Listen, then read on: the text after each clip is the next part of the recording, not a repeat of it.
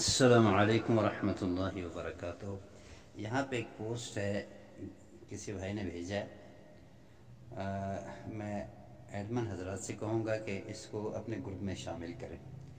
مفید پوسٹ ہے اور معلوماتی اور صحیح ہے، یعنی کہ قرآن سنت سے دم، شرعی دم اور کسی بھی بیماری میں یا نظر بد سے بچنے کے لیے یا شیطان سے حفاظت کے لیے دم ایک مسنون عمل ہے۔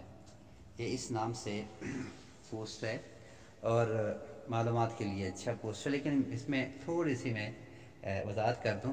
وضاحت یہ ہے کہ انہوں نے اپنے معلومات کے مطابق وضاحت کر دی۔ ایک سوال، ایک اعتراض کا جواب دیتے ہوئے میں اس میں مزید اضافہ کر دیتا ہوں، یہ مختصر کر کے کرتا ہوں۔ اس کو بھی اس پوسٹ میں لکھ کے آخر میں پھر اس کو اپنے گروپ میں بھیج دیں اور سب بھائیوں کو بھیج دیں۔ وہ مجھے نہیں پتا کہ کس بھائی نے لکھا ہے، بڑا اچھا لکھا ہے ماشاءاللہ، کسی عالم کا لکھا ہوا لگ رہا ہے۔ وہ یہ کہ پانی پر پھونکنا جائز نہیں ہے، وہ پانی جس کو پیا جائے، جس کے اندر سانس لیا جائے، باہر سے پھونکا جائے، جائز نہیں۔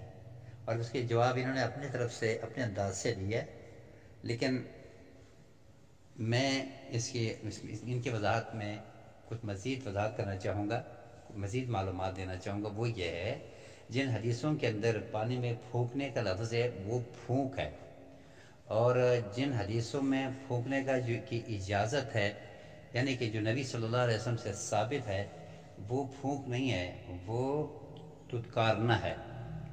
اس میں معمولی سی تھوک ملانا ہے، لہٰذا اس سے منع نہیں کیا نبی صلی اللہ علیہ وسلم نے۔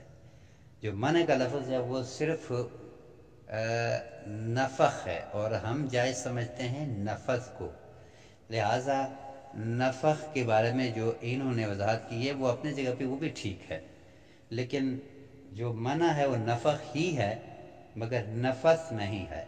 صحیح بخاری کے اندر جو حدیث ہے یا دیگر جو کتب حدیث کے اندر جو لفظ دم، شرعی دم کا جو ذکر ہے، وہاں پہ نفث ہے، اور بہت سارے علماء نے اس کا جواب اسی طرح دی ہے، اس طرح اس کا جواب دیا ہے۔ لہٰذا اس لکھنے والے بھائی کے جواب کے اندر اس جواب کو بھی ساتھ ملا لیں تو یہ پوسٹ بہترین چیز ہے، بہت اچھا لکھا ہے، اور کسی عالم نے مجھے لگتا ہے کہ لکھا ہے، عام بندے کا یہ نہیں ہے، لہٰذا اس کو گروپ میں شامل کر کے سب بھائیوں کو پہنچا دیا جائے۔